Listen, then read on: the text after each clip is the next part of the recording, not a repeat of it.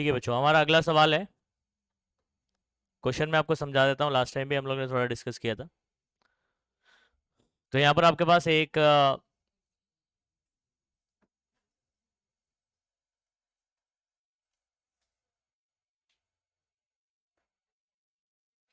आपके पास कैसी रस्सी है जिसका एरिया कैसा है, क्रॉस सेक्शनल एरिया स्क्वायर है।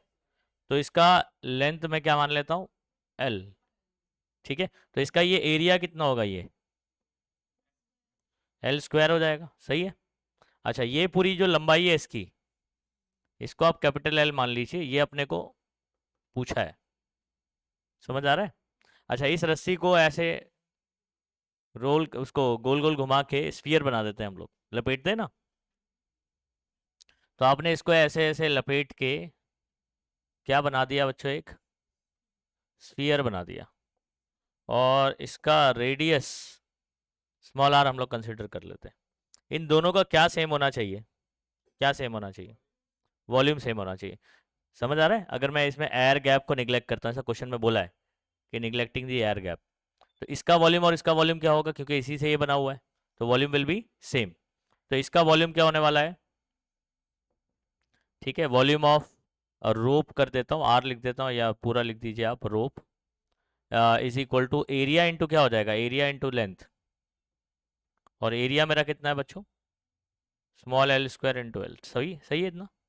ओके, यहाँ पर वॉल्यूम है, वॉल्यूम ऑफ स्फीयर बात कर रहे हैं हम लोग। तो वॉल्यूम ऑफ स्फीयर क्या होगा बच्चों, 4/3 पाई आर क्यूब। हाँ, स्क्वायर कहाँ से आ रहा है भाई, वॉल्यूम है। ठीक है, एरिया ऑफ स्फीयर सिर्फ क्या नाम है, 4 पाई आर स्क्वायर होता है। एरिया में स्क्वायर आएगा, वॉल्यूम में क्यूब आएगा, याद रखिए। तो ये चीज़ हो गया, ये सिचुएशन हो गया हमारे पास। ठीक है, डेटा अगर आपसे पूछा जाए यहाँ पर एज लेंथ यानी स्मॉल एल कितना गिवन है, डेटा आप क्या लिखोगे, स्मॉल एल आपका 4 mm है। अच्छा, 4 mm मतलब कितना समझ में आता है बच्चों, फैन ऑफ कर दो ना।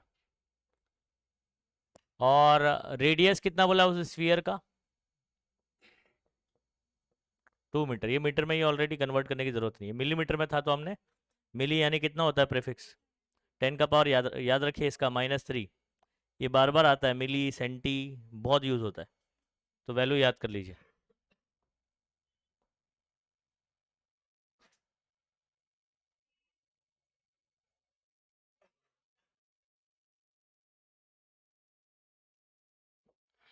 यहाँ पर आ जाते हैं सोल्यूशन में। अच्छा, वॉल्यूम ऑफ रोप किसके बराबर होगा बच्चों, वॉल्यूम ऑफ स्फीयर के बराबर होगा। ठीक है, अब मुझे रोप का लेंथ निकालना है, तो मैं वॉल्यूम ऑफ रोप में small L square into L कर लेता हूँ, और यहाँ पर 4/3 पाई आर क्यूब। अच्छा, कैपिटल एल मेरे लिए क्वेश्चन मार्क है ना, तो स्मॉल एल स्क्वायर को वहाँ भेज देते हैं। Capital L is equal to क्या हो जाएगा, 4/3 pi r cube upon what, L square. सही है। अच्छा, अब ध्यान दीजिए, पाई की वैल्यू कितनी होती है, 3.142। स्मॉल आर कितना है, 2, उसका क्यूब। अच्छा, स्मॉल एल कितना है मेरे पास, 4 × 10⁻³ उसका क्या करना है, स्क्वायर। क्या हो जाएगा बताइए, 2 का क्यूब क्या होता है, 8 होता है। 4 का स्क्वायर क्या होता है, आप 2 बार 4 भी लिख सकते हो, 4 × 4। क्या लिख सकते हो, ऊपर एक 4 से एक 4 क्या कर दोगे, कैंसिल कर दोगे। ऐसा भी करना चाहे तो आप कर सकते हैं। अच्छा, पावर के ऊपर पावर क्या करता है, मल्टीप्लाई, -3 के ऊपर पावर 2 है, तो -6 हो जाएगा, नहीं 10 का पावर -6 हो गया।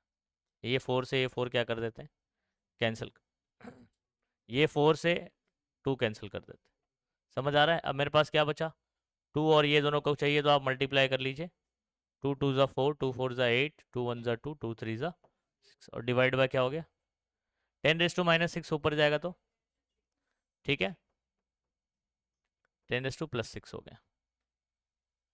ठीक है, यहाँ तक क्लियर है। अच्छा, इसको काट लेते हैं, 3 × 1 = 3, 3 × 2 = 6, पॉइंट लगा देते हैं। 3 के टेबल में 2 नहीं आता है, 0 सा, 3 × 9 = 27। ठीक है, और उसके बाद 3 × 4 = 12, 2 बचा, फिर 6 आते जाएगा। तो बेसिकली आंसर आ गया 2.0946 और 10 का पावर कितना आया, 6 आया। ठीक है, और आप अगर आप गौर से देखोगे मेरे पास नंबर क्या आया, 2.094 इंटू 10⁶। ये मेरा लेंथ आ चुका है मीटर में। अच्छा, मुझे सवाल क्या पूछा था ये बात देखिए जरा।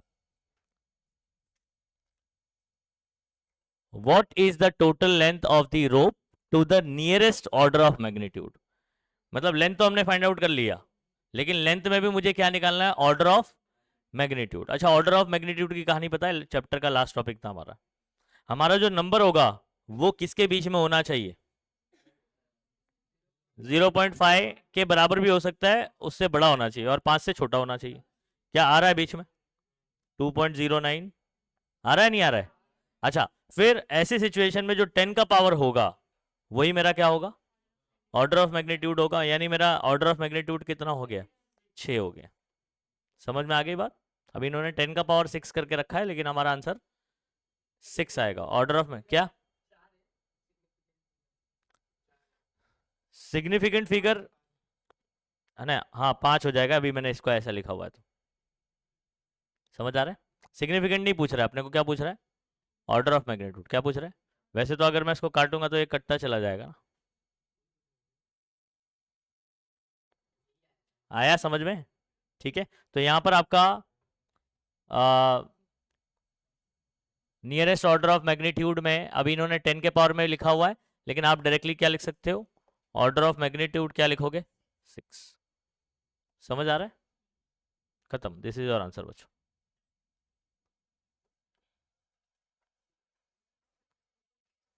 करिए फटाफट इसको।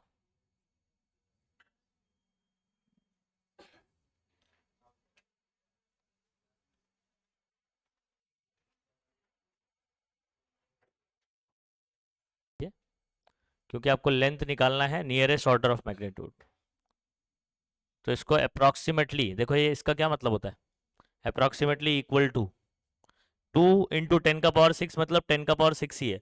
कितना है, 2, उसके कंपैरिजन में क्या है, बहुत कम है, 2 × 10⁶। तो ऑर्डर ऑफ मैग्नीट्यूड में लिखना है सिर्फ, तो आप क्या लिखोगे, सिर्फ 10⁶ मीटर, which is again you can write 10⁶ को स्प्लिट करेंगे 3 और 3 में, तो 10⁻³ किलोमीटर।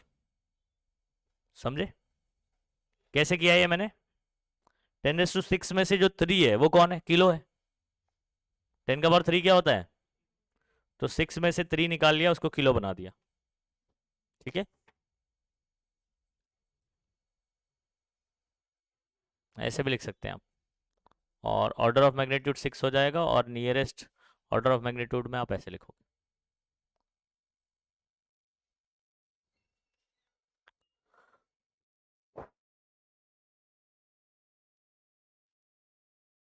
चलो अगला सवाल।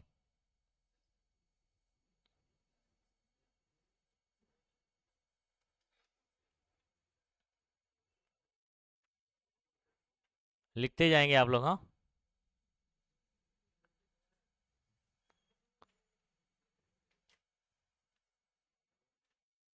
मैं जब भी बोर्ड पे लिख रहा हूँ तभी भी लिख सकते हैं आप, समझा रहा रहूँगा तो रुक जाने का, लिखवा रहा हूँ तो लिखते रहने का साइड, तो ऐसे स्पीड थोड़ा बढ़ेगी आप लोग की। चलिए ये सवाल देखिए। अच्छा, अगला सवाल हमारे पास क्या है, nuclear radius R has dependence on the mass number A. Actual में आगे चल के जब आप पढ़ते हो ना बच्चों, तो न्यूक्लियस जो होता है ना, न्यूक्लियस एटम होता है, एटम के सेंटर में क्या होता है, न्यूक्लियस होता है। तो न्यूक्लियस के रेडियस का फॉर्मूला कुछ आप ये पढ़ने वाले हो। ठीक है, ये किसकी बात कर रहा हूं मैं, रेडियस ऑफ न्यूक्लियस। तो इसका फॉर्मूला हम लोग क्या पढ़ने वाले हैं, ध्यान रखिए। ठीक है, ये देखो, ये R is equal to 1.3 10⁻⁻16 A⁻², formula क्या बोल रहा हूँ, 1.3 10⁻⁻16 और A⁻1/3, and what is this, ये A कौन है, 1/3 मतलब समझ आता है क्या होता है, पावर 1/3 यानी क्यूब रूट। पावर 1/2 रहता है तो स्क्वायर रूट होता है, तो 1/3 रहेगा तो क्यूब रूट होता है, ऐसे लिखा करते हैं ना हम लोग। ठीक है। अच्छा, और ये ए कौन है इधर पे? ये एटॉमिक मास है। क्या है ये?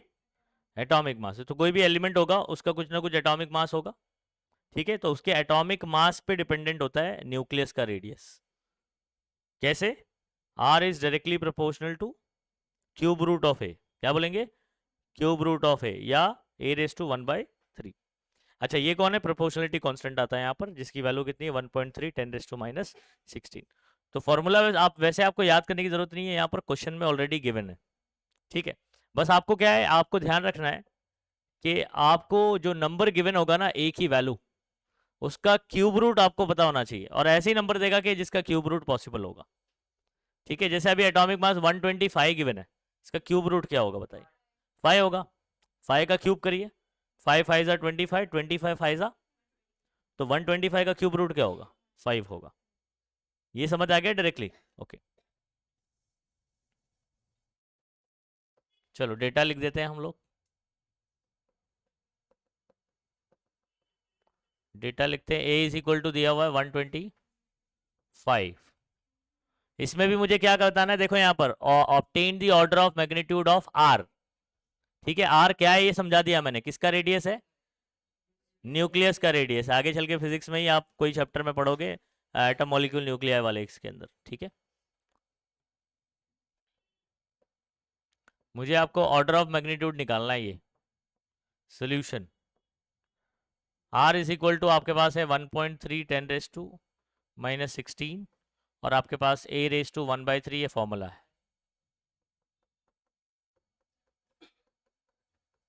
चलिए, इधर पे अगर मैं 125 रखता हूं, इसका आंसर क्या आएगा?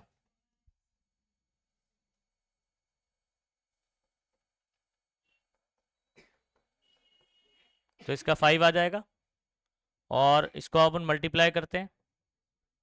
ठीक है, 13×5 = 65 हो जाएगा, तो 6.5 10⁻⁻16। अच्छा, अभी मैं 10 का पावर अगर बोलूं कि ऑर्डर ऑफ मैग्नीट्यूड से, क्या सही होगा? नहीं होगा। क्यों? रीजन क्या है? क्योंकि ये नंबर आपका 5 से ज्यादा हो जा रहा है, तो आपको क्या करना पड़ेगा? पॉइंट शिफ्ट करके इसको 0.55 के बीच में लाना पड़ेगा।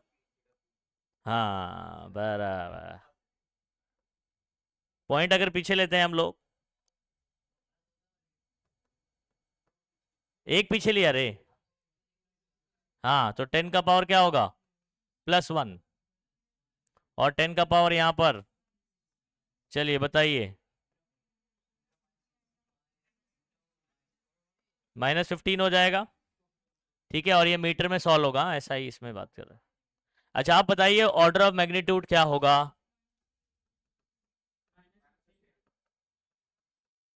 खत्म। दिस इज योर आंसर बच्चों।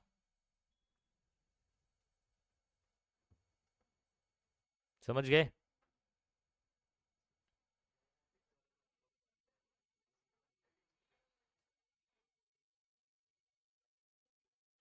करते जाओ फटाफट से।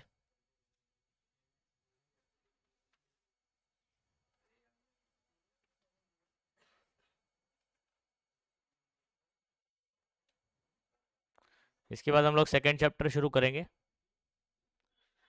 Mathematical methods.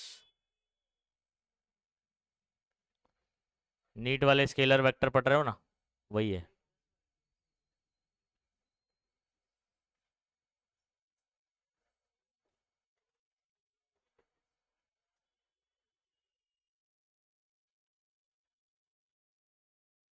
फॉर्मूलेज याद है बच्चों आपको? वो वाले एरर वाले, आमीन, सुमामीन, रिलेटिव एरर, परसेंटेज एरर। चलो आगे बढ़ जाए, कोई लिख तो नहीं रहा है? चलिए अगला सवाल देखिए बच्चों। ठीक है, इधर ध्यान देंगे सभी बच्चे। कोई वर्कशॉप में जो वर्कर होते हैं, काम करने वाले होते हैं, ये स्टील की प्लेट का लेंथ मेजर करते हैं। ठीक है। अच्छा, ये यहाँ पर हमारे पास 11th में आप लोग का प्रैक्टिकल होता है इसका, वर्नियर कैलिपर का। किसका? वर्नियर कैलिपर एक इंस्ट्रूमेंट होता है जिससे थिकनेस हो गया, लेंथ हो गया, ये या डेप्थ हो गया सिलेंडर का, ये सब चीज़ मेजर किया जाता है। ओके, इसका लीस्ट काउंट यानी सबसे छोटा काउंट जो ये मेजर कर सकता है वो कितना मेजर कर सकता है? 0.01 सेंटीमीटर तक मेजर कर सकता है।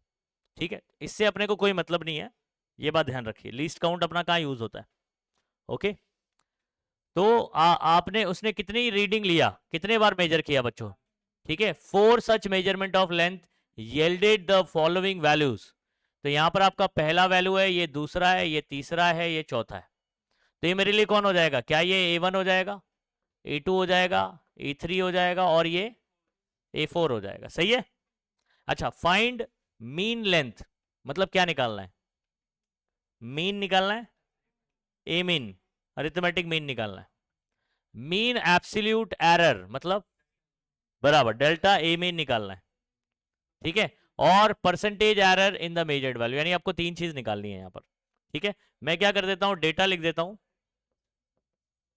मुझे क्या क्या गिवन है? मुझे A1, A2, A3 और क्या गिवन है? A4। क्या है? 3.11, 3.14, 3.14, सॉरी 3.13, 14 सेंटीमीटर, 3.14 सेंटीमीटर। ठीक है, और आ, पूछा क्या क्या है आपको? ए मीन पूछा हुआ है, डेल्टा ए मीन, और उसके बाद क्या पूछा है? Percentage error.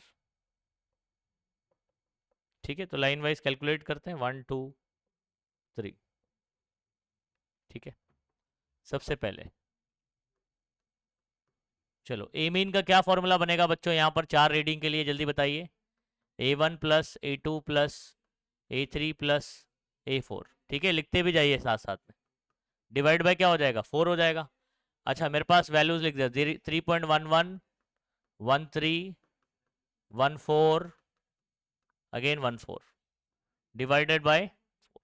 अच्छा, इसको प्लस कर लेते हैं, 4 4 8, 8 और ये 3 1 4, अगेन हो जाएगा 12। ठीक है, 4 5, उसके बाद 3 चौक 12, ये आ गया। डिवाइड बाय 4 कर देते हैं। ठीक है, 4 1 जा 4, 12, 4 1 जा 4, कितना आ रहा है मीन मेरा? खत्म, फर्स्ट आंसर इज कंप्लीट। ठीक है, सेकंड, डेल्टा ए मीन निकालना है। क्या फॉर्मूला है बच्चों? Delta A1, delta A2, delta A3, delta A4 divided by. अच्छा, डेल्टा A1 का क्या फॉर्मूला है? डेल्टा A1 का क्या फॉर्मूला है? हाँ, वेरी गुड, आमीन माइनस A1। A2 का ऐसे ही हो जाएगा, आमीन माइनस A2।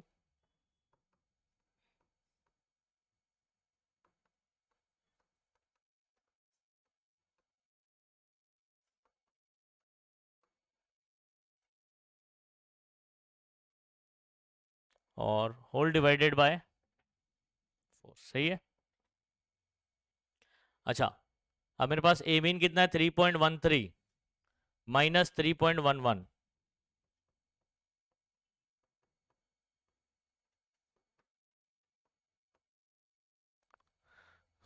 एक मिनट। हाँ, 3.13 माइनस 3.13, 3.13 माइनस 3.14।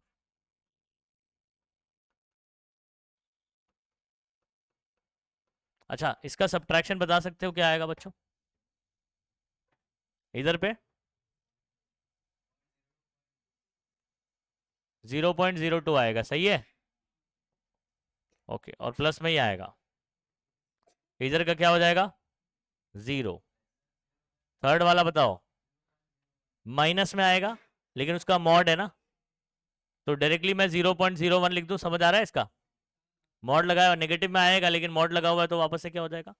पॉजिटिव हो जाएगा। इसका भी सेम, यहाँ ध्यान रखना है ये वाले स्टेप में। आप बोलोगे सर हमारा माइनस आ रहा है, आपने प्लस लिख दिया है। तो मॉड लगाया हमने, क्यों लगाया? ताकि नेगेटिव का पॉजिटिव हो जाए। Divided by 4। अच्छा, ये प्लस करके कितना आएगा? 0.04 हो जाएगा। 2, 1 और 1,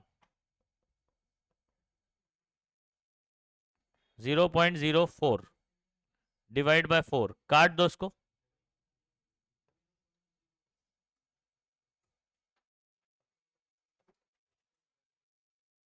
ठीक है, और यूनिट चल रहा है सीजीएस में, सेंटीमीटर में आ गया।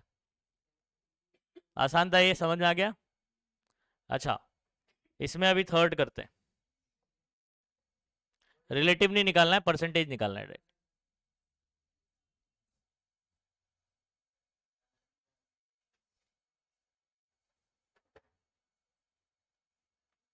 अच्छा, परसेंटेज एरर का क्या फॉर्मूला बच्चों?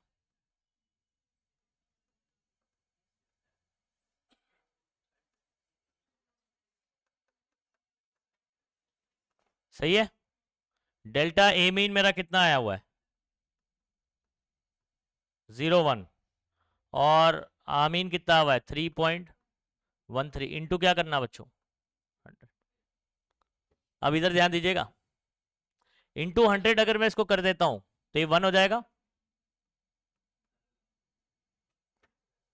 अब 1 अपॉन सॉल्व करने के लिए भी मैंने आपको एक सिखाया है, रेसिप्रोकल। अब लॉग से भी कर सकते हैं उसको। 1 का लॉग देखना पड़ेगा, 0.4 टाइम 0 आएगा, फिर माइनस नीचे वाले का लॉग देखूंगा 0.31 का 3 में देखेंगे। वैसे भी कर सकते हैं, लेकिन इसका एक और शॉर्टकट है, रेसिप्रोकल। डायरेक्टली आप लॉग बुक निकालिए, उसमें एक रेसिप्रोकल वाला टेबल सिखाया मैंने आपको। रेसिप्रोकल लॉग बुक आपके पास रखनी है, कितने बार बोलूं मैं आपको? हमेशा बैग में रखना है आपको, कहीं पर भी न्यूमेरिकल में आ जाता है ना यूज।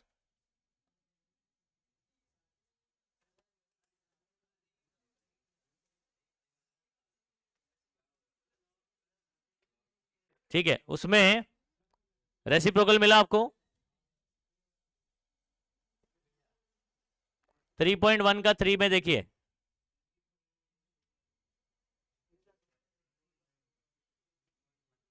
हाँ, और फर्स्ट कॉलम में 0 पॉइंट होगा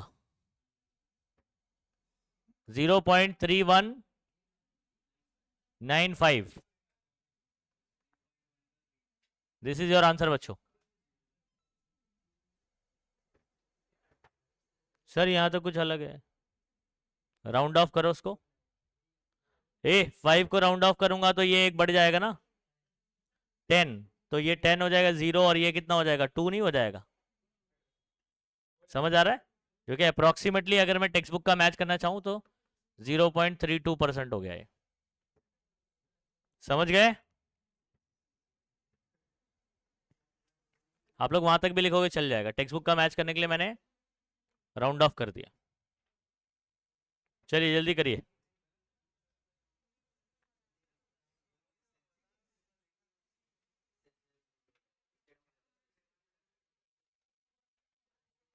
अभी अगला सवाल है आपका, ओके। क्या कह रहा है हमको इस सवाल में? Find the percentage error in kinetic energy of body having mass. ये आपको क्या गिवन है बताओ? मास मूविंग विद वेलोसिटी। सीजीएस में कहानी चल रही है, जरा देखना, मास काय में दिया है? ग्राम में। और वेलोसिटी काय में दिया हुआ है? सेंटीमीटर पर सेकंड में। तो सीजीएस में कहानी चल रही है, ठीक है। तो हाँ, तो मतलब आपको कोई कन्वर्ट करने की जरूरत नहीं है, सब सीजीएस में ही है। सब एसआई में होता तो चिंता नहीं है, लेकिन अगर मिक्स्ड होता ना, जैसे ये आपको ग्राम में दिया हुआ और ये आपको काय में दिया हुआ है, मीटर पर सेकंड में दे दिया, फिर आपको कोई एक को कन्वर्ट करना पड़ता। समझ आ रहा है? ओके, फिलहाल कोई चिंता वाली बात नहीं है। डेटा में लिख देता हूं। ये डेटा में देखो, मैं मास लिख रहा हूं, mass m plus minus del M, सही है ऐसे? m कितना हो जाएगा? 60.0 लिखूं क्या? हाँ, कोई मतलब नहीं है, प्लस माइनस 0.3, और ये पूरा काय में? ग्राम में। उसके बाद वेलोसिटी की बात कर रहा है, v प्लस माइनस क्या हो जाएगा? Del v। 25.0 लिखने की जरूरत नहीं है, प्लस माइनस 0.1, और सेंटीमीटर पर सेकेंड। सही है बच्चों? अच्छा अब आगे सुनो, find the percentage error in kinetic energy अपने को निकालना है। Percentage error in kinetic energy, ठीक है, percentage error in kinetic energy, ये मेरे लिए क्वेश्चन मार्क है। सबसे पहले हम लोग एक काम करते हैं, काइनेटिक एनर्जी का फॉर्मूला लिखते हैं बच्चों, ऐसे लिख दिया। अब इसमें आप बता सकते हो परसेंटेज एरर का फॉर्मूला कैसे बनेगा? यस, ऊपर लिखूंगा मैं डेल्टा के ई, वेरी गुड, और अपॉन में क्या हो जाएगा, के ई इंटू परसेंटेज एरर है ना, तो इंटू 100 भी करना पड़ेगा। हाफ से कोई मतलब नहीं है, क्योंकि हाफ तो कांस्टेंट है, चेंज ही नहीं होगा इसके अंदर। तो ये खत्म। एम के लिए क्या लिखोगे, इंटू, फिर उसके बाद आपको पता है कि परसेंटेज एरर रिलेटिव एरर हमेशा ऐड ही हुआ करते हैं, तो आप प्लस लिखोगे। इन दोनों के बीच में भले ही मल्टीप्लीकेशन हो चाहे डिवीजन हो।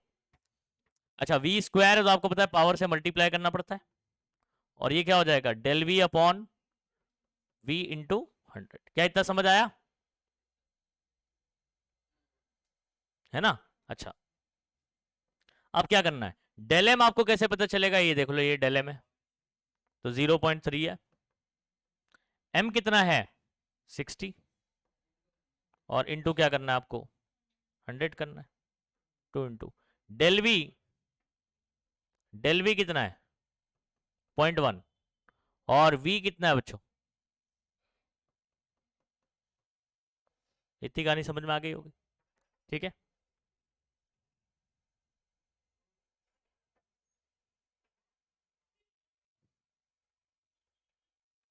इतनी जल्दी क्यों हो गया मैडम?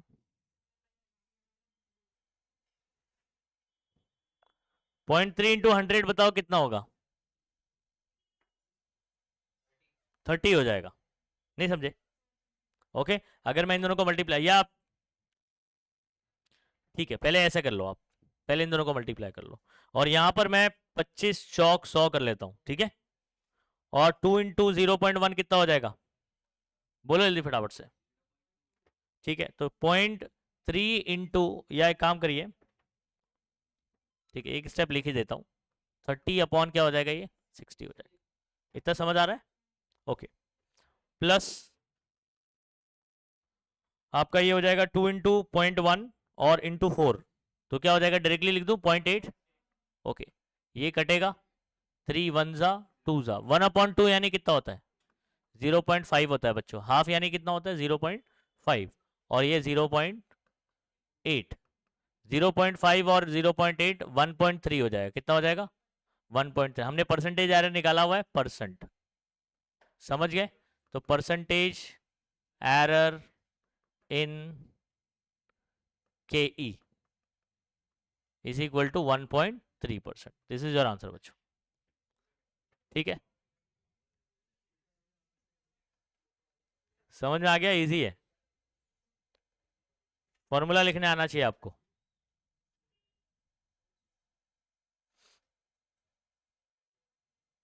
अच्छा, अगर यही सवाल रिलेटिव एरर का पूछता सिर्फ, तो क्या आंसर होता?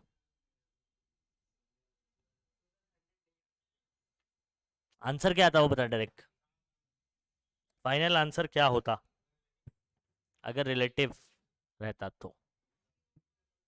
हाँ,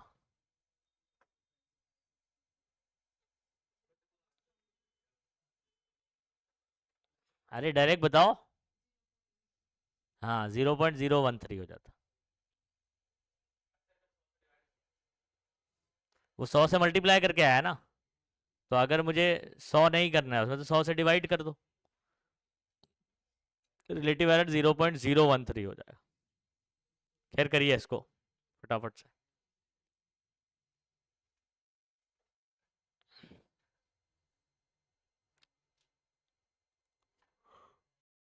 ओके, चलिए हमारा अगला सवाल देखेंगे। अगेन ये उसी पर है, ओम्स एक्सपेरिमेंट। ओम्स लॉ मालूम है?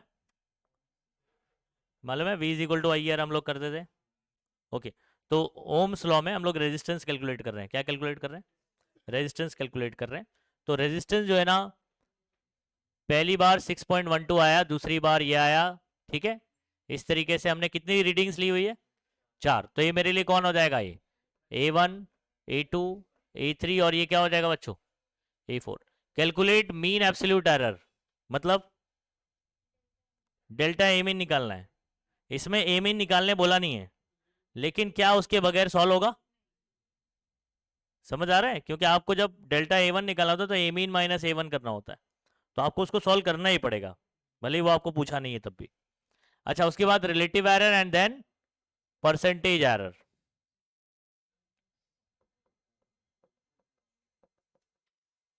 तो डेटा हमारा A1 लिख देंगे आप बच्चों 6.12 ओम। A2 लिख दो, लिखते भी चलो फटाफट से।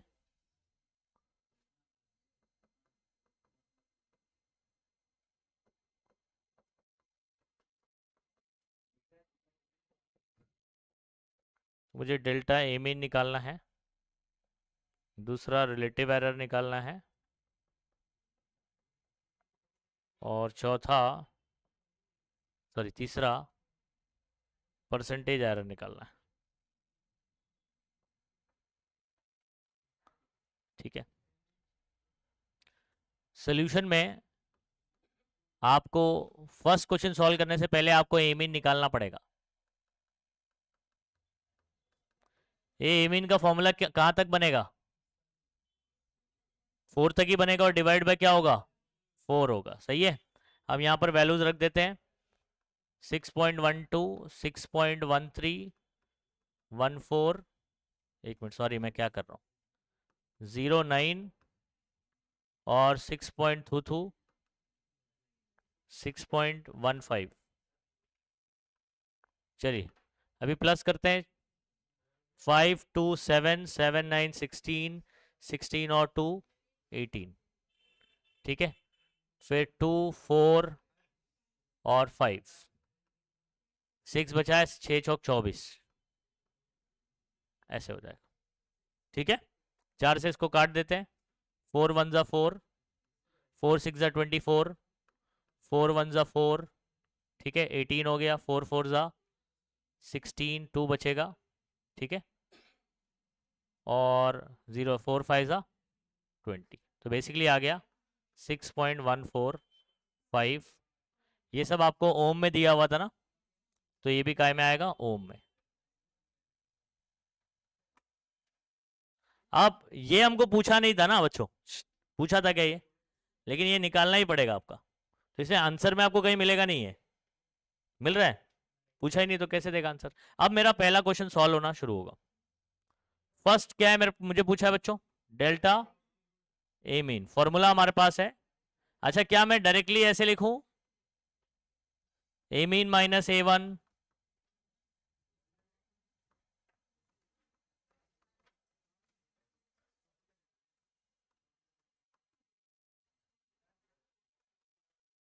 ये ऐसे डायरेक्ट लिखूंगा तो चलेगा ना? समझ में आएगा आपको? मैंने एक स्टेप नहीं लिखा यहां पर, कौन सा वाला? Delta A1 plus delta A2 plus, क्या हुआ?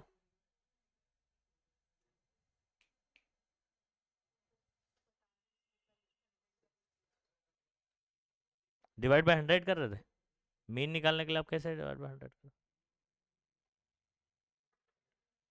सुनो, ए मीन 6.145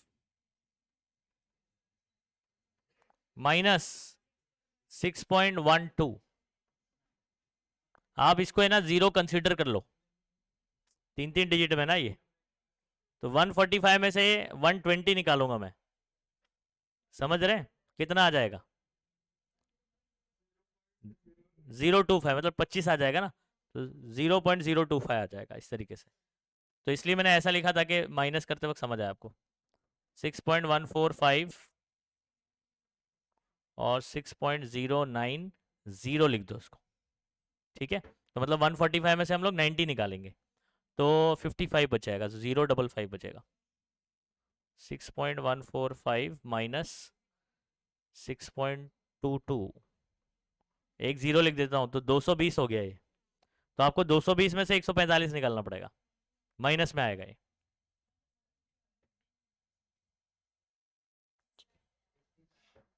हाँ 55 65 75 बराबर है। और चौथा वैल्यू क्या था? 6.15, जीरो एक कंसिडर कर ले रहा हूँ।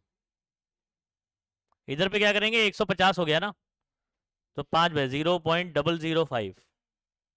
ठीक है, ये जिसको नहीं समझ में आ रहा है ना, जो दोनों में बड़ा है उसको ऊपर रखो, छोटे वाले को नीचे रखो और माइनस कर दो। ठीक है, इसका आंसर आएगा 0.025 आएगा। सिर्फ 25 नहीं आएगा रे, 25 तो समझने के लिए अपन कर रहे हैं। ठीक है, और मैं प्लस में लिख दूंगा डायरेक्ट, जो माइनस में आ रहा होगा ये तो प्लस में ही आ रहा है।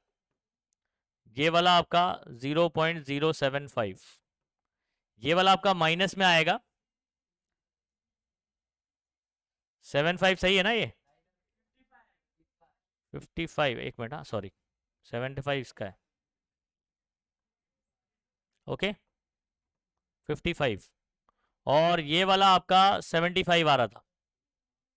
ठीक है, 55 और वो 20। ठीक है, माइनस में आएगा तो उसको प्लस में कर दूंगा मॉड में।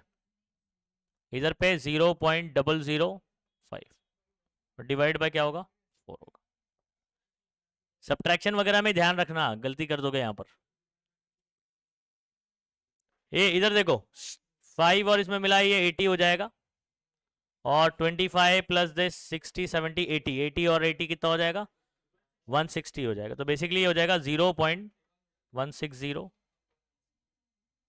ठीक है, अब इसको काटना इंपॉर्टेंट है। हाँ, ये देखो 0.160 है, जीरो छोड़ दो, 4 1 जा 4, पॉइंट लगाया, पॉइंट लगा दूंगा। हाँ समझे, 4 के टेबल में 1 नहीं आता है, तो पहले आप जीरो जा पढ़ोगे, है ना, फिर आप ये दोनों को 16, अब तो 4 4 जा 16। तो आपका आंसर आएगा बच्चों इसको काटने पर 0.04। अब कहानी चल रही है देखो ये ओम की, तो यूनिट क्या हो जाएगा? ओम शांति ओम। अब ये पहला आंसर आया 0.04। इसको गलती से सेंटीमीटर मत लिख देना, ये रेजिस्टेंस चल रहा है हमारा, तो जो यूनिट वहां दिया जाता है वही यूनिट इधर यूज करना होता है। अच्छा,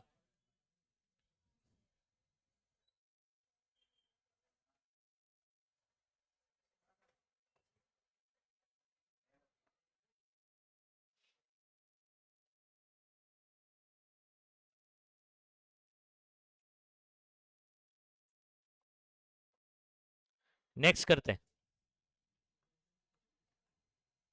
सेकंड क्या बच्चों? Relative error.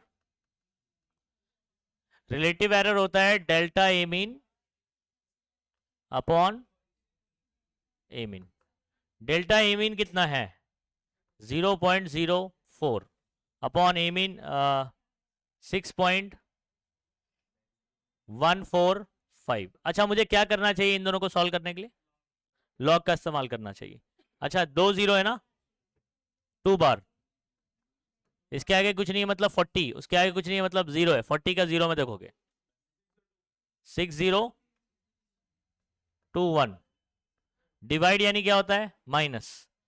पॉइंट के पहले एक नंबर है, 0 पॉइंट, समझ आ रहा है? एक में से एक क्या? 0 पॉइंट। 61 का 4 5 में 7886 माइनस कर देते हैं, 1 माइनस 6 होता है, 11 माइनस 6 कर देते हैं 5। ये नहीं होता है, बाजू में भिखारी है वो उससे लेगा, ये 10 हो जाएगा, 9 होगा, फिर 11, 11 माइनस 8 3, 9 माइनस 8 1, 5 माइनस 7 नहीं होता है, बाजू से लेगा, तो बाजू में 2 रुपए उधारी में चल रहा है। हाँ, तो ये याद है ना कहानी, 2 बार से अगर हम लोग एक लेते हैं तो वो 3 बार हो जाएगा। ठीक है, तो ये हो जाएगा आपका 3 बार, और ये हो गया 15, 15 माइनस 7 8 हो जाएगा, 3 बार माइनस 0 3 बार। समझ गए? चलो एंटी लॉग देखेंगे। 0.81 का 3 5 में कितना? 6 पॉइंट क्यों बोल रहा है? पहले नंबर बता सिर्फ। 650 9 आ गया। अभी हम लोग को पता है इसका शॉर्टकट क्या हुआ करता था, लेफ्ट साइड से पहले के बाद पॉइंट और 10⁻³ अच्छा, इसका एक दूसरा तरीका भी था, जितने बार होंगे उतने बार जीरो भी लिख सकते हैं अपन। 3 बार है तो 1 2 3 0 लिख के लेफ्ट साइड से पहले के बाद पॉइंट, ऐसा भी कर सकते हैं। तो दो तरीका है, एक आप 6.509 और 10 का पावर क्या लिख दोगे -3। अब आंसर अपने को कैसे गिवन है, रिलेटिव एरर देखो ऐसे गिवन है, देख रहे हो, आप ऐसे लिख दोगे तब भी चल जाएगा, कोई दिक्कत वाली बात नहीं, लेकिन टेक्स्ट बुक का आंसर मैच होने के लिए मैंने ऐसा किया। तो 0.3 बार तो 3 0 और 1 मिनट, हाँ रिलेटिव एरर इसका यूनिट नहीं होगा कुछ, हाँ इसका कोई यूनिट नहीं होगा, इन्होंने दिया ये गलत है। क्यों, ये रीजन आपको भी पता है। ऊपर कौन है, उसका यूनिट ओम, नीचे ओम, ओम ओम कट जाएगा ना, तो फिर यूनिट कैसे बचेगा, याद रहेगा, ठीक है। तो यहां पर गलत दिया हुआ है चीज। अच्छा अभी आगे सुनो बच्चों, परसेंटेज एरर आपको पता है कि परसेंटेज एरर क्या होता है, रिलेटिव एरर इंटू 100 होता है, सही है। रिलेटिव एरर मेरा कितना है 0.006509 इंटू 100 कर दूंगा, तो पॉइंट, या ऐसे भी कर सकते हैं आप, 100 मतलब 10 का पावर 2 होता है +2, ध्यान देंगे मैथ्स है, बहुत तरीका है इसका सॉल्व करने का। आप सिंपली मल्टीप्लाई भी कर सकते हो और फिर 2 0 आगे लग जाएंगे इसके, और राइट साइड से आप कितने के बाद पॉइंट है 1 2 3 4 5 6, फिर राइट साइड से 6 के बाद पॉइंट डालोगे तो पॉइंट इधर आ जाएगा, समझे। दूसरा तरीका है 100 मतलब 10 का पावर 2, और अगर मैं पॉइंट को 2 पीछे ले लूं तो, सॉरी आगे ले लूं तो, आगे ले लूं तो आगे का, इतना डिफिकल्ट क्यों बना रहा है, आगे लिया तो माइनस होता है, पीछे लिया तो पीछे का p प्लस होता है, तो आगे माइनस होता है, तो 2 आगे लिया तो 10 का पावर -2 और +2, तो आंसर क्या हो जाएगा आपका 0.6509%, समझे। परसेंटेज एरर परसेंट में आएगा, लिखूं वो स्टेप क्या, पॉइंट शिफ्टिंग वाला, चलो डायरेक्ट समझ में आना चाहिए। तो 0.65% दिया हुआ है, दिस इज योर आंसर बच्चों, कर लो फटाफट, हो गया। अगला सवाल सुनो, अगला हमारा सवाल क्या है, एक ऑब्जेक्ट है फ्री फॉल हो रहा है under the action of gravity, ठीक है। Its velocity after travelling a distance h, मतलब जब ये ऊपर से नीचे कुछ h हाइट पर आता है, h डिस्टेंस ट्रैवल करता है, ठीक है, तो उसकी वेलोसिटी v है, और v इस ऐसे डिपेंड करता है h पर, कैसे डिपेंड करता है ये आपको प्रूफ करके बताना है। तो v जो है ना वो दो चीज पे डिपेंड करता है, एक g पर और एक किस पर, h पर। फॉर्मूला मुझे प्रूफ करना है कि इसके ऊपर रूट आता है, इसका मतलब क्या है पता है, g⁻½ और h⁻², हाँ याद आ रहा है, कुछ हम लोग ने किया था ऐसे, to establish the relationship between related quantities, याद आ रहा है कुछ, सेकंड एप्लीकेशन। तो ये वही वाला सवाल है, तो आपको उसको कैसे करना है, सवाल में आपको इसको प्रूफ करना है, इसको क्या करना है, प्रूफ करना है। तो हम लोग क्या करेंगे, ये इसका प्रूफ कैसे करेंगे, ध्यान रखिए, इन्होंने देखो प्रूव विद डायमेंशनल एनालिसिस दिखाई दे रहा है, तो मैं प्रूफ लिख रहा हूं उसका। सबसे पहले आप लेट कर लो, क्या करोगे, let v is directly proportional to, बोलो g⁻a ले लेता हूं और h⁻² क्या ले लेता हूं, और मैं a और b की वैल्यू फाइंड आउट करूंगा। अच्छा अगला स्टेप आप क्या करोगे, प्रोपोर्शनलिटी हटेगा और क्या आ जाएगा, क्या आ जाएगा, तो यहां पर g⁻a और h⁻b, इसको आप नंबर 1 दे दीजिए क्योंकि इसको बाद में यूज करना है अपने को।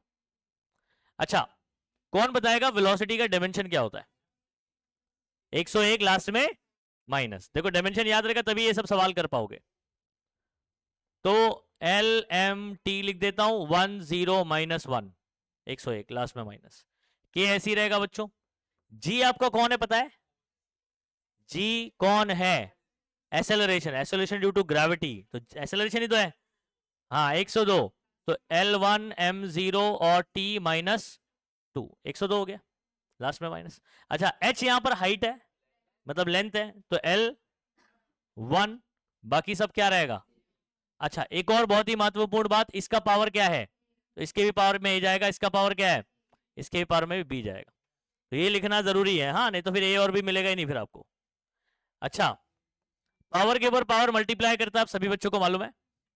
तो 1 रेज टू ए, समझ आ रहा है, तो यहां पर ए ही आ जाएगा, 1 के ऊपर पावर ए 1 जा ए, ठीक है, ए 0 जा 0, ए इंटू -2 -2a, समझे, बी 1 जा बी 0 0, ठीक है। अच्छा, इन दोनों के बीच में मल्टीप्लीकेशन है, तो पावर ऐड होंगे, L raise to A L raise to B क्या हो जाएगा बच्चों, a plus B, 0 plus 0 0, -2a plus 0 2a। I hope ये समझ में आ गया इतना।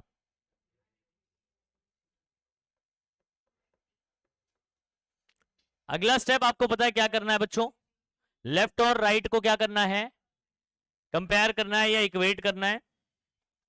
तो आप बोलोगे बाय इक्वेटिंग और बाय कंपेयरिंग, ठीक है।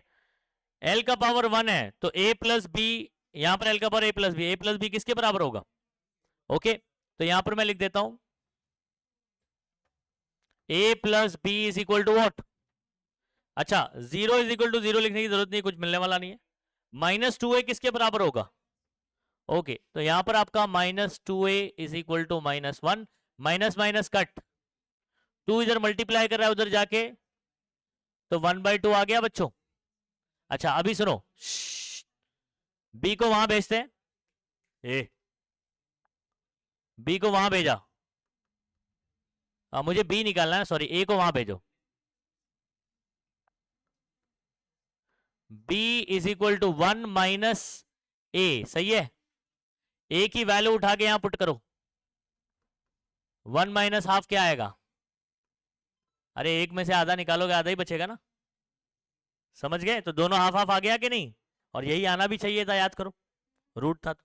ओके, तो यहां पर substituting a is equal to half, b is equal to half in equation, बोलो 1, इक्वेशन नंबर 1 ये रहा। Therefore v is equal to k g raise to half h raise to half. ये इस हाफ को मैं रूट लिख सकता हूं कि नहीं, खत्म।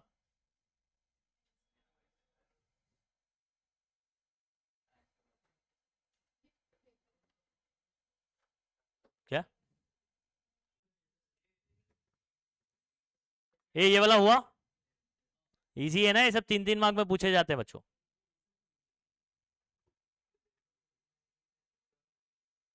चलो, अब ये वाला सवाल देख लीजिए, ऐसे सवाल आपके कॉम्पिटिटिव एग्जाम्स में देखने को मिलते हैं आपको, समझ आ रहा है, नीट में, जेई में, ऐसे सवाल। अब इसको डायमेंशन से कैसे सॉल्व करते हैं, आपको सवाल क्या पूछा है पहले वो देख लेते हैं। ये एक इक्वेशन दे दिया है मुझे, बोल रहा है कि डायमेंशनली वैलिड है, मतलब डायमेंशनली करेक्ट इक्वेशन है। क्या है ये, डायमेंशनली। तो इसमें जितने भी टर्म प्लस माइनस में दिखाई दे रहे हैं, इक्वल के इस तरफ उस तरफ दिखाए, सबका डायमेंशन क्या रहेगा, सेम रहेगा। समझ आ रहा है, देखो वही क्वांटिटीज आपस में ऐड सब्ट्रैक्ट हो सकती हैं जो डायमेंशनली करेक्ट हो, जिनका यूनिट और डायमेंशन क्या हो, सेम हो, वही क्वांटिटीज आपस में ऐड और सब्ट्रैक्ट हो सकती हैं। समझ आ रहा है, ऐड सब्ट्रैक्शन की बात कर रहा हूं, एडिशन और सब्ट्रैक्शन की बात कर रहा हूं। अब इसका मतलब ये निकल कर आता है कि इसका डायमेंशन और ये पूरे का और इसका, इन सब का डायमेंशन क्या होगा, सेम होगा, जितने भी इक्वल के इस तरफ या एडिशन सब्ट्रैक्शन में दिखाई देंगे आपको, ठीक है। अब आपको सवाल क्या पूछ रहा है, सुनो, ये कौन है पता है ना आपको, दिस इज वेलोसिटी। वेलोसिटी का क्या डायमेंशन होता है, 101 लास्ट में माइनस। अगर इसका डायमेंशन आपको पता है और इसमें से आपको पूछ रहा है, जैसे यहां पर टी बोल रहा है कि टाइम है, सी और बी यहां पर ए है, ये सब कांस्टेंट्स हैं, क्या है ये, कांस्टेंट है, तो आप इसका डायमेंशन कैसे निकाल पाओगे, ठीक है। Obtain the dimensional formula of A B C where v is the velocity, t is time, v not is initial velocity. तो यहां पर आपका ना ये वेलोसिटी है पता है, a एक्सेलरेशन है पता है, t sorry sorry sorry sorry a acceleration नहीं है, a एक्सेलरेशन यहां क्या बोल रहा है, ए बी सी का आपको निकालना है। तो याद रखना ए एक्सेलरेशन नहीं है, टी आपका टाइम है बोल दिया है, टी टाइम है और ये भी वेलोसिटी है। एबीसी कॉन्स्टेंट्स है, एबीसी क्या है, उनका डायमेंशन आपको निकालना है, ए और एबीसी का। सबसे पहले यहां पर ध्यान रखेंगे,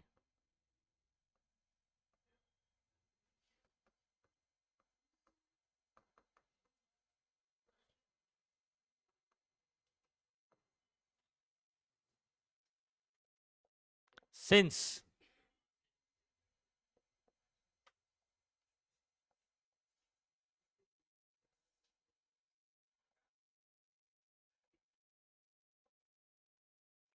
above equation is dimensionally correct, ऐसे लिख देते हैं।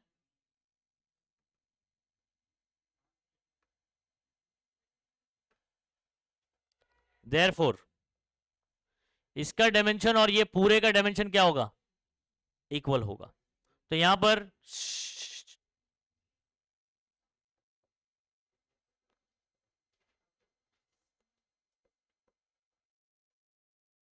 इसका डायमेंशन लिखता हूं मैं, ऐसे लिख सकते हैं आप, v इज इक्वल टू 80, ऐसे लिख सकते हैं। इसका डायमेंशन क्या होगा, t माइनस 1। ये आपका एक्सेलरेशन नहीं है यहां पर, ऐसा पुट मत कर देना, हाँ क्वेश्चन में स्पेसिफाई नहीं किया हुआ है। t का क्या होगा ओनली, क्या क्या, हाँ क्योंकि डायमेंशन बराबर होते हैं ना इनके, ऐसे समझ आ रहा है। अच्छा इधर देखेंगे, ध्यान देंगे सभी बच्चे, ये इधर ध्यान दो, ए और ये मुझे ए का डायमेंशन चाहिए, तो टी को यहां भेजो, ये मल्टीप्लाई कर रहा है इधर आके क्या करेगा, डिवाइड करेगा, L1 M0 T माइनस 1 और अपॉन में क्या हो जाएगा, T1। अच्छा ये T1 ऊपर जाएगा तो क्या होगा, -1 हो जाएगा। तो -1 और -1, तो आपका ए का डायमेंशन क्या आ गया बच्चों, L1 M0 और T माइनस 2 आ गया फर्स्ट डायमेंशन, जो कि एक्सेलरेशन का होता है, लेकिन आप पहले से ही इसको एक्सेलरेशन नहीं मानोगे। आ रही बात समझ में, इस बात को ध्यान रखना। ये मेरा फर्स्ट सॉल्व हो गया। सेकंड, अच्छा यहां पर अगर मैं गौर से देखूं, मैंने आपको एक चीज क्या बोला कि कौन सी क्वांटिटीज आपस में ऐड सब्ट्रैक्ट हो सकती है जिनका, वेरी गुड। तो इसका मतलब टी सी में ऐड हो रहा है, सी के साथ ऐड हो रहा है, टी तो टाइम है, तो सी भी टाइम ही होगा। तो टी सी का डायमेंशन क्या होगा, T1 ही होगा। नहीं आ रही बात समझ में, टी का T1 रहता है, तो सी का भी क्या होगा, क्यों, दोनों ऐड हो रही है। मैंने आपको क्या बोला, जो एडिशन सब्ट्रैक्शन में अगर आपको कोई क्वांटिटीज दिखाई दे रही हैं, उनका डायमेंशन क्या होगा, सेम होगा। ठीक है, नहीं नहीं, डायरेक्ट सॉल्व करते जाओ आप। ठीक है, यहां पर लिखो dimension of T is equal to,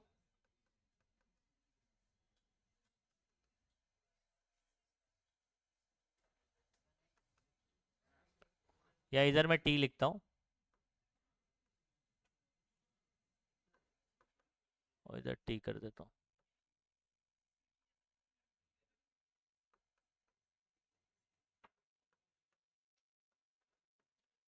ये देखो सही है, सी का डायमेंशन क्या हो जाएगा, सी का L0 M0 T1। अच्छा उसके बाद थर्ड सॉल्व करना है आपको।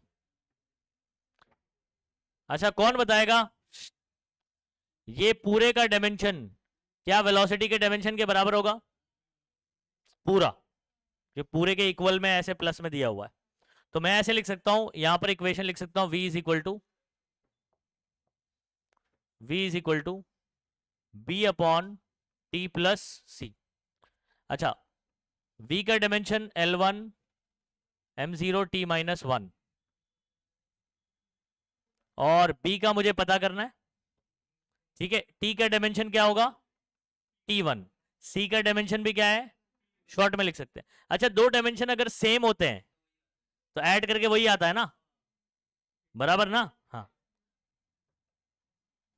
तो नीचे क्या आ जाएगा अगेन, अभी 2T1 नहीं लिखते अपन, डबल करके, दो चीज का डायमेंशन अगर सेम है तो जो प्लस करके आएगा उसका डायमेंशन भी क्या होगा, सेम होगा।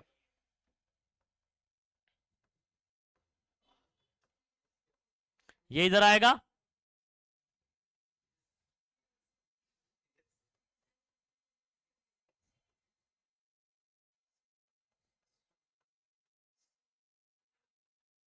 ये T1 और T-1 क्या हो जाएगा, T0 हो जाएगा। तो आपका बी का डायमेंशन क्या आ गया, तो देयरफॉर आपका बी का डायमेंशन आ गया L1 M0 और T0। देख लो आंसर मैच कर लो, बी का यहां दिया हुआ है L1 M0 और T0। क्या, हाँ, आप वी नॉट लेकर भी सॉल्व कर सकते हो ना, वी नॉट भी वेलोसिटी है, आप V not is equal to करके भी सॉल्व कर सकते हो। डायमेंशन क्या रहेगा इनका, सेम रहेगा। ध्यान रखिए कैसे सॉल्व किया मैंने। आप चाहे ना ये सेकंड इसको सॉल्व कर दो, थर्ड इसको कर दो, क्योंकि ए बी फिर सी,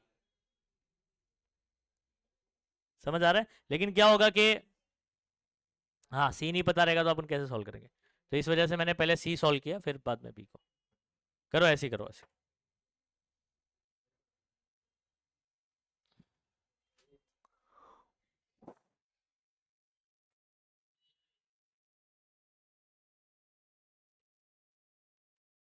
अगर ऐसी फॉर्मूले में कोई ट्रिग्नोमेट्री फंक्शन आ जाता है तो उसका डायमेंशन नहीं होगा।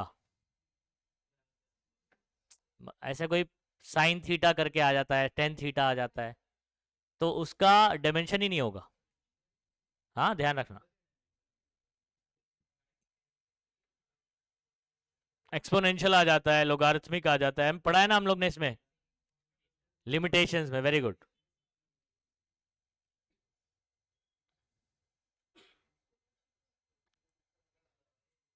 ये भाई लिख, जरा हाथ पे जरा जोर दे, लिख, रिकॉर्डिंग तो तेरे को मिल ही जाएगा। अच्छा, एब्सेंट कौन है, बॉयज में कौन एब्सेंट है आज, विशाल, हाँ, विशाल गुलाम और उस्मान, तीन। गर्ल्स में मदिया एब्सेंट है, अनुश्री और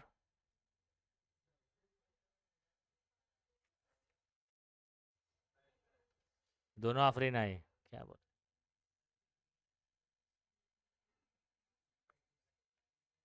चलो अगला सवाल क्या है।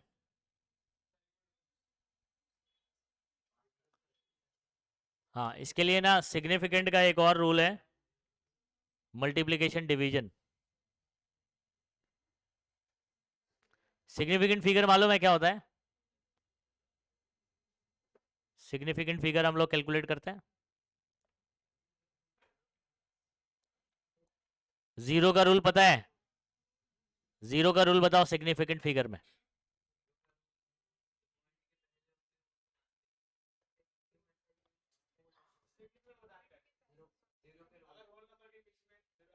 होल नंबर नहीं, non zero number, non zero के बीच में आएगा तो उसको काउंट करते हैं, नॉन जीरो के पहले आया तो काउंट नहीं करते। फिर नॉन जीरो के बाद में और पॉइंट के भी बाद में होना चाहिए तो उसको काउंट करते हैं। नॉन जीरो के बाद में और पॉइंट के पहले आया तो फिर वो सिग्निफिकेंट नहीं होगा।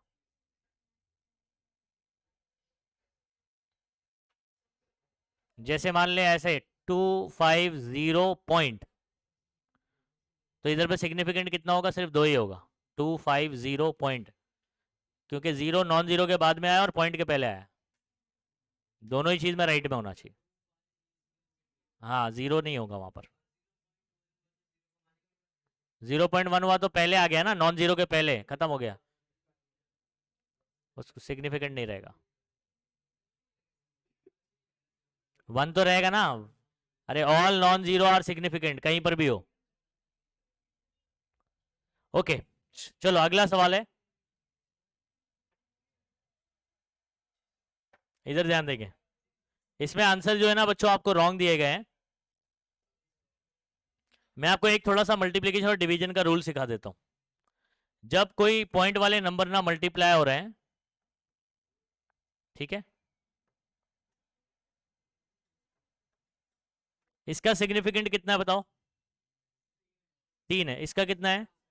तो जब मल्टीप्लाई करके आप आंसर लिखोगे, वो 3 सिग्निफिकेंट में लिखोगे। कितने में लिखोगे? भले इसको मल्टीप्लाई करके बड़ा नंबर आ रहा होगा आपका, समझ आ रहा है, लेकिन आप इन दोनों में छोटा कौन सा है, लीस्ट कौन सा है? लीस्ट सिग्निफिकेंट इसका है। तो आपका आंसर 3 सिग्निफिकेंट फिगर में लिखा जाएगा। तो 4 लिखते, लीस्ट वाला बोल रहा हूं ना, जो कम रहेगा वो। डिवीजन में भी सेम। अगर मान लो ये नंबर आ रहा है आपका, डिवाइड कर रहे हो आप इसको, तो आपका कुछ आंसर आ रहा है यहां पर, उसको कितने सिग्निफिकेंट में लिखोगे? 3 में लिखो। तो लीस्ट में लिखने का, समझ गए? नहीं समझे? हाँ बस। तो इसका कॉम्पिटेटिव में कैसा पूछा जाता है? बहुत आसान होता है, सुनो। 4 ऑप्शन दिए, चारों में नंबर सेम होगा। चारों में मल्टीप्लाई करके जो नंबर आता है वो सही होगा सब में, लेकिन किसी में 5 सिग्निफिकेंट फिगर में लिखा होगा, किसी में 3 में लिखा होगा, किसी में 2 में लिखा होगा। तो आपको सिंपली कौन सी दो चीज मल्टीप्लाई हो रही है उसको देखना है। कुछ मल्टीप्लाई भी नहीं करना होता इसमें, क्यों? मल्टीप्लाई करके आंसर नीचे दिया हुआ है, आपको सिग्निफिकेंट के बेस पर आंसर देना है। मान लो 1.2 इंटू क्या नाम है 2.235 ऐसे दिया हुआ है, तो अब लीस्ट सिग्निफिकेंट कितना हो गया? 2.236 ऐसे करके दिया हुआ है। अब इनको मल्टीप्लाई करके आंसर दिया हुआ है मुझे, लेकिन आपको answer to the correct significant figure ऐसे करके बोल रहा है, multiplication of these two number to the correct significant. तो आपको पता है आंसर कितने में लिखा होगा? 2 सिग्निफिकेंट में लिखा होगा। तो जो 2 डिजिट में लिखा होगा वो आंसर क्या होगा? करेक्ट होगा। चलो आ जाओ उसको करते हैं। Length breadth and thickness of rectangular sheet. देखो मेरे पास एक कोई रेक्टेंगुलर शीट है,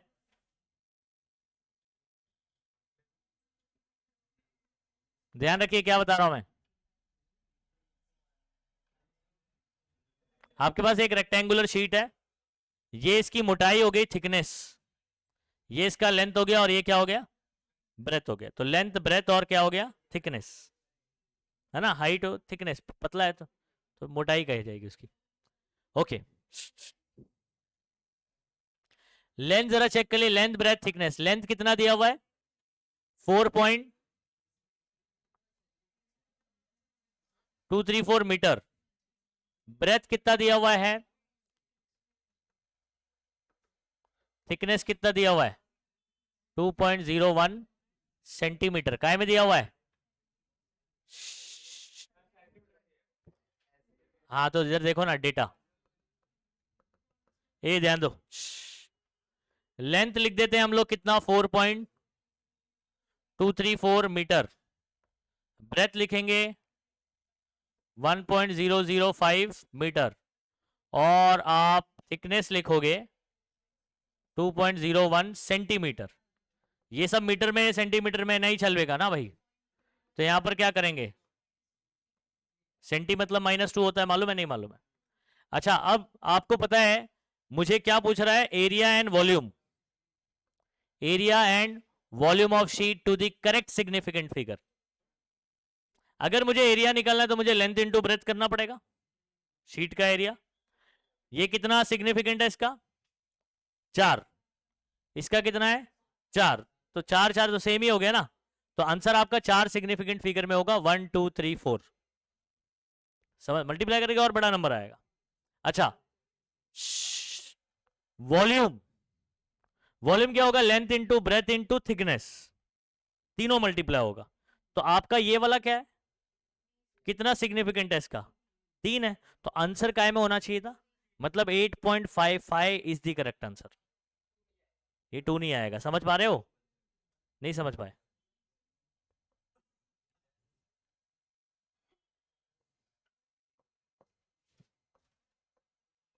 एरिया में लिखता हूँ लेंथ इंटू ब्रेथ।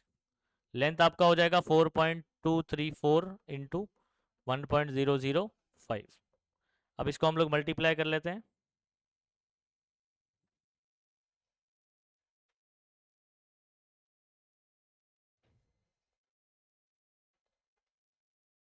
फोर आप अलग से ऐसे सिंपली भी कर सकते हो जैसा आपको आता है।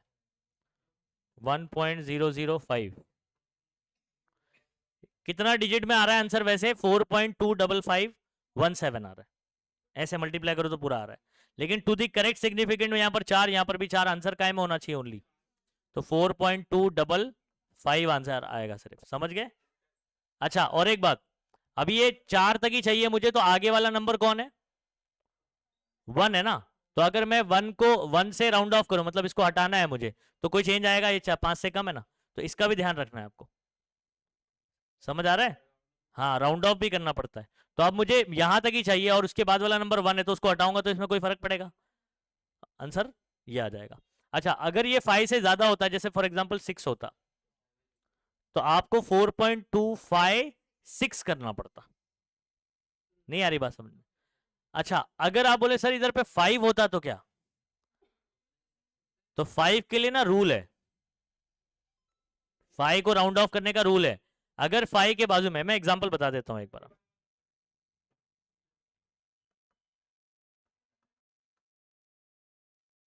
यहां पर 5 होता और मुझे इसको राउंड ऑफ करना है 4.255 ऐसे, इसको हटाना है। ठीक है, तो अब इसका रूल सुनो। अगर मुझे इसको हटाना है और इसके बाजू वाला अगर ऑड नंबर है, क्या है? ऑड नंबर है, तो ऐड 1, ऑड ऐड 1, मतलब इसको 5 को हटाऊंगा तो ये हो जाएगा 4.256। ओके रुको, अगर 4.25 फॉर एग्जाम्पल 4 होता और फिर 5 होता, ठीक है, तो अगर मैं इसको यहां से अभी हटा रहा हूं तो ये ऐसे का ऐसे ही रहेगा। हाँ समझ गए? 5 का रूल क्या है? 5 को राउंड ऑफ करने का क्या रूल है? 5 को अगर हटाना है उसके बाजू में ऑड रहा तो add 1, odd add 1, odd add 1, और अगर इवन रहा तो, आई होप समझ में आ गया। तो इसका आंसर होगा 4.254 ही रहेगा। अगर इधर 2 रहेगा तो 2 ही होगा, 6 रहा तो 6 ही रहेगा, 8 रहा तो 8 ही रहेगा। नहीं आई बात समझ में? इतना क्यों खुश हो रहा है? 6 रहा 6 बोला तो। ओके आई होप ये समझ में आ गया। यूनिट लिखेंगे मीटर स्क्वायर, क्या लिखेंगे? Metre square. अच्छा वॉल्यूम की बात करते हैं। फर्स्ट हो गया, सेकेंड। वॉल्यूम का फॉर्मूला होगा length into breadth into thickness. Length आपका है 4.234, ठीक है, 1.005। थिकनेस है आपके पास 10 का पावर -2, ठीक है, आपको ऐसे ही लिखना पड़ेगा। अच्छा अभी इनको अगर मैं मल्टीप्लाई करूंगा तो आपको पता है लीस्ट सिग्निफिकेंट मेरा 3 है, तो आंसर काय में होना चाहिए? 3 में होना चाहिए, ठीक है। अब इनको मैं मल्टीप्लाई कर लेता हूं।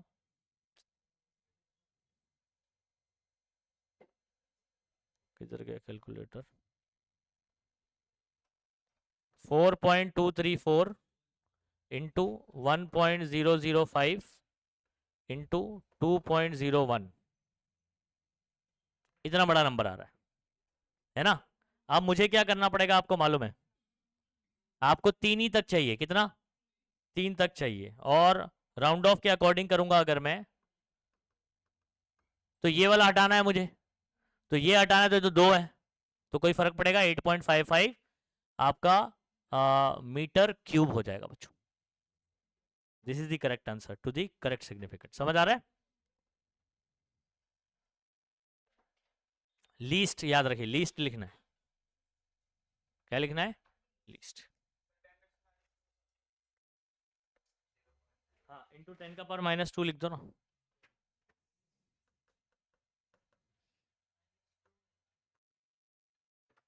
ठीक है, क्या इधर देखो, और एक मिस्टेक क्या किया हुआ इन्होंने, 10 का पावर नहीं लिखा हुआ है। मैंने तो सिर्फ नंबर मल्टीप्लाई किया था ना, 10 का पावर भी आएगा, तो ये मिस्टेक है, ध्यान रखिएगा इधर। क्या बोल रहे हैं? पॉइंट पीछे लिख के भी कर सकते हैं ना, 0.0855, तब भी सिग्निफिकेंट 3 ही होगा। क्या लिखा हुआ है? 10⁻² लिखा है ना। हाँ, नहीं नहीं 8.55 आएगा।